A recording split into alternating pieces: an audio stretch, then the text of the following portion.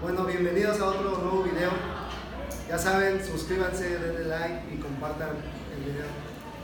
Vamos a ver ahora el síndrome nefrótico. Entonces vamos a ver primero la definición del síndrome nefrótico.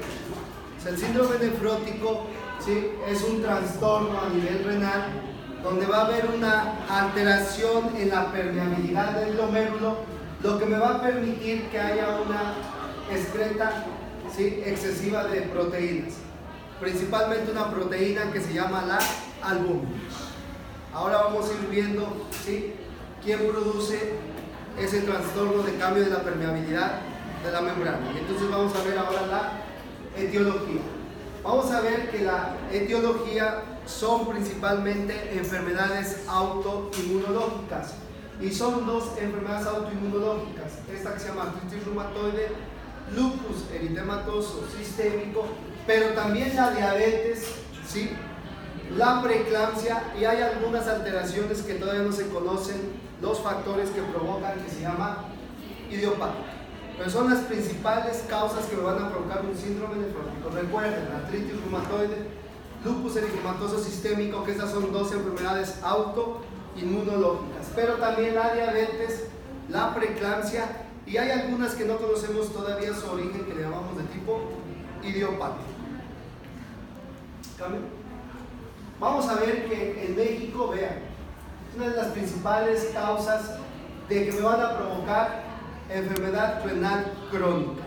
Hay dos causas que me provocan alteraciones o daño en mi riñón, que se llama síndrome nefrítico y el síndrome nefrótico. Ya vimos el síndrome nefrítico, ahora estamos viendo el siguiente, que es el síndrome nefrótico, que me va a provocar insuficiencia renal crónica. Y recuerden que la insuficiencia renal crónica es que ya tiene un daño ese riñón que es irreversible. ¿Qué quiere decir? Ya se dañó y no podemos hacer absolutamente nada. Es muy frecuente, principalmente porque tachamos ahí en la etiología que hay una causa que es una enfermedad de las más frecuentes en nuestro país, que se llama diabetes mellitus. Entonces vamos a ver que los pacientes con diabetes les da síndrome nefrótico y después llega a una insuficiencia renal aguda y al final terminan en una insuficiencia renal crónica. Vamos a ver la fisiopatología. Vamos a ver, también había una imagen del número. Vamos a ver que hay un cambio en la permeabilidad del glomérulo. ¿Se acuerdan cuando vimos la nefrón? Que habíamos dicho que esta era la cápsula glomerular, también se llama la cápsula de Botman, que este era el túbulo contorneado proximal, el túbulo recto, el asa de Henle, el túbulo recto distal y el túbulo contorneado proximal, y aquí se unían a estos, que son los túbulos colectores, ¿sí? Entonces vamos a enfocarnos a este, que es la cápsula, ¿sí?, glomerular o de Botman. Aquí entra la sangre, vean, entra la sangre para que se filtre. Una vez que se filtra, regresa por esta arteria ya filtrada la sangre. Para que esto se lleve a cabo, ¿sí?, tiene tres barreras de filtro. Si vemos entonces que estos son vasos sanguíneos que se juntan mucho y forman esto que se llama el glomérulo, o sea, quiere decir que todo esto es el glomérulo. Si se dan cuenta, este es sangre, son vasos sanguíneos. Para que se pueda filtrar esas sustancias tóxicas que van aquí en la sangre, necesitan primero pasar una barrera que se llama el endotelio. Y el endotelio tiene esta forma, vean. Son las células del endotelio donde tienen espacios donde pueden pasar sustancias. Dicen que deben de pesar aproximadamente 20 kilodaltons para que puedan pasar por acá. Si pesan más, no pasan. ¿Quién sí pasa entonces? El sodio, el potasio, el agua, el magnesio. Entonces ellos sí pueden pasar por acá. La siguiente capa es una capa que se llama la membrana basal, que se acuerdan cuando vimos síndrome nefrítico que decimos que estaba inflamada. Y esta membrana basal tiene una característica, que está cargada negativamente. Su carga es negativa y entonces ella va a seleccionar, ¿sí?, por cargas. ¿Qué quiere decir? Yo tengo una carga positiva aquí como un imán. ¿Qué cree que le va a hacer? Lo va a jalar. Por ejemplo, el sodio. El sodio, su carga, ¿qué es? positiva. Entonces, como esta es negativa, ¿qué creen que va a hacer? Va a jalar el sodio. Pero tenemos una estructura que es muy grande, que dice que pesa más de 70 kilodaltons, que es la albúmina. La albúmina tiene mucho peso molecular, pero aparte la albúmina, ¿qué creen? Es de carga ¿qué? Negativa. Entonces cuando la albúmina está aquí, aparte de carga negativa, pues no va a poder atravesar, porque este no lo va a dejar por sus cargas eléctricas. Después tenemos otra capa, que es una célula que se llama podocito, y que es como un pulpo, donde tiene su cuerpo y tiene dos brazos que está abrazando a todo el glomero. Y entonces aquí vamos a ver el cuerpo y luego salen sus tentáculos que vienen hacia acá. Y si se dan cuenta, también tiene que un espacio por donde van a pasar, ya que pasó esta carga eléctrica, ahora se van a salir por estos espacios. Y una vez que salió por esos espacios, ya saben, al túbulo controlado proximal. Y ahí ya se empieza a formar la orina. Entonces tiene que brincar estas tres capas. Primero el endotelio, la capa basal que está cargada eléctricamente, y los podocitos. ¿Qué pasa en las enfermedades autoinmunológicas? ¿Qué pasa en la diabetes? ¿Qué pasa en la preeclampsia? Que se alteran estas membranas y entonces cambia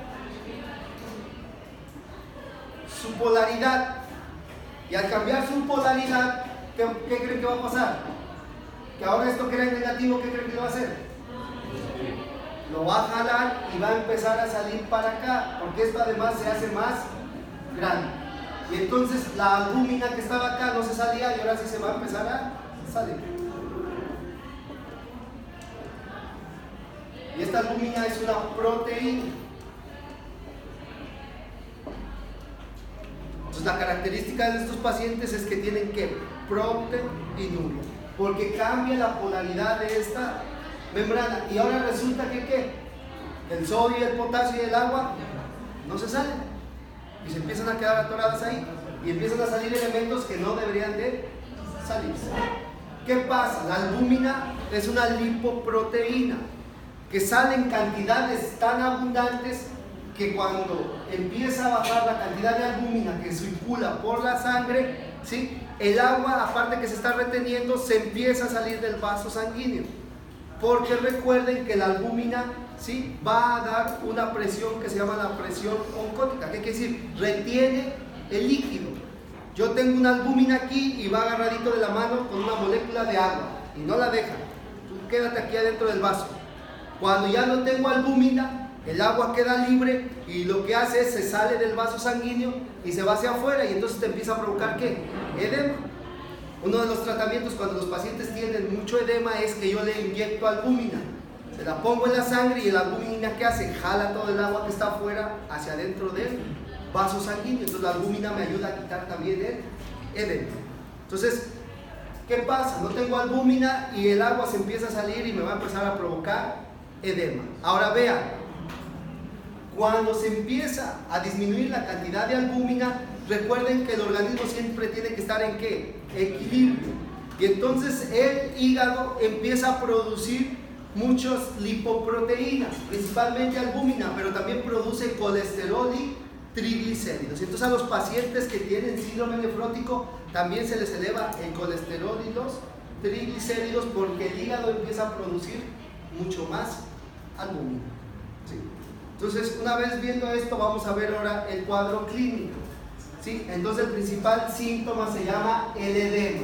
El paciente va a tener edema, y ya vimos por qué es el edema, principalmente en dos zonas, en la cara y a nivel de los pies. Donde es más notorio es alrededor del párpado. Como es una piel muy delgadita, tantito se acumula el líquido y luego se ve cuando está el edema. Entonces es en la cara y en los pies.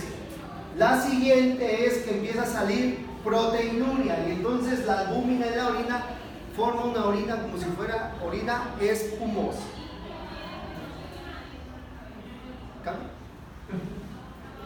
Entonces vean, aquí tenemos, el paciente empieza a tener edema, ¿sí?, principalmente en la cara, pero también tiene en los pies.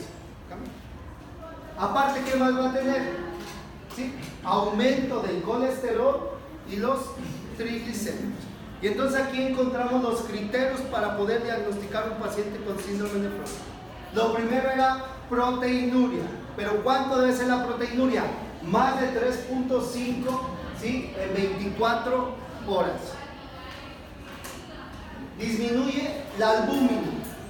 ¿Cuánto disminuye la albúmina? Menos de 25 gramos por litro. Y por eso da una hipoalbuminemia. Entonces dentro de la orina, por la orina está perdiéndose toda la albúmina y en la sangre está bajando los niveles de albúmina. Ya vimos el edema. Y los pacientes tienen hiperlipidemia. ¿Qué quiere decir? Aumenta el colesterol y aumenta los triglicéridos. Cuando yo veo un paciente de esto, me hace diagnosticar un síndrome nefrótico. ¿Qué quiere decir? Yo tengo un paciente que se le hinchó la cara, voy a determinar y hacer un examen general de orina y me van a decir que tiene una proteinuria de más de 3.5. Después le determino los niveles de albúmina en la sangre y me dice son menos de 25 gramos. Y después determino su colesterol y sus triglicéridos y me dicen que están muy alto el colesterol y los triglicéridos. Ese paciente ya tiene los criterios para diagnosticar un síndrome nefrótico.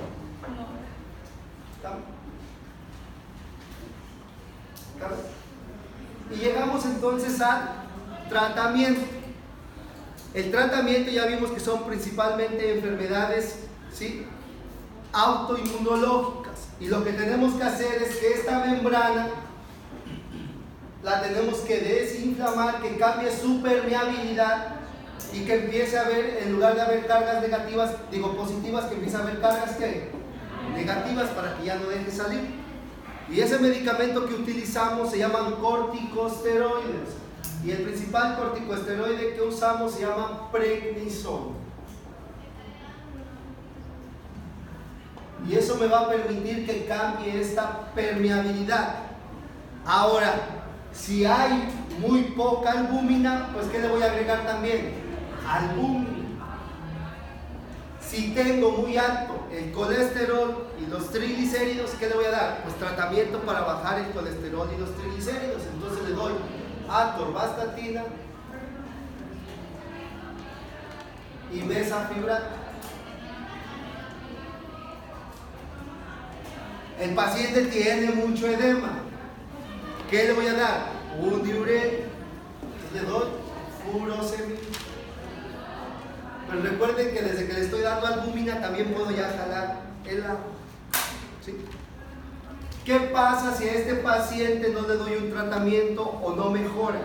Le va a hacer una insuficiencia renal aguda que puede utilizar que le tengamos que hacer un tratamiento sustituto del riñón que se llama diálisis o hemodiálisis. Y si no se cura esa insuficiencia renal aguda, se va a hacer una insuficiencia renal crónica que va a necesitar hasta un trasplante de riñón. Entonces vean cómo va progresando y va a ser progresiva, ¿sí? Una enfermedad que, por ejemplo, las pacientes embarazadas que les da preeclampsia, les da un síndrome nefrótico, que si no lo trato a tiempo me van a hacer una insuficiencia renal aguda, y si no la trato me va a hacer una insuficiencia renal crónica. Imagínate una paciente de 20 años que tenga preeclampsia, síndrome nefrótico, insuficiencia renal aguda y que a los 20 años ya tenga una insuficiencia renal crónica. Recuerden que una insuficiencia renal crónica es un daño irreversible, ya no podemos hacer absolutamente nada. O tenemos que estarle dando diálisis o hemodiálisis, o tenemos que hacer un trasplante de riñón. Entonces vean cómo se me puede complicar algo mucho más grave. Hay veces que igual la gente tiene artritis reumatoide y va bien feliz y dice, ay, tengo artritis reumatoide, cuando no conoce esta fisiopatología que le puede provocar también un síndrome nefrótico y que se convierta en una insuficiencia renal aguda y que este se pueda convertir en una insuficiencia renal crónica, y entonces se vuelve algo mucho más grave. Si se dan cuenta, en este no tiene hematuria, en este no tiene aumento de la presión. Esos son específicamente y exclusivamente del síndrome nefrítico, ¿sí? Entonces ya empezamos a ver la diferencia de cada uno, y recuerden que el síndrome nefrítico por lo regular siempre es después de un proceso infeccioso, y en este no tiene que ver mucho las infecciones, tiene que ver enfermedades crónico-degenerativas y enfermedades autoinmunológicas. Bueno, fue un honor, un orgullo. Nos vemos en el siguiente tema. Denle like y compartan el video. Gracias.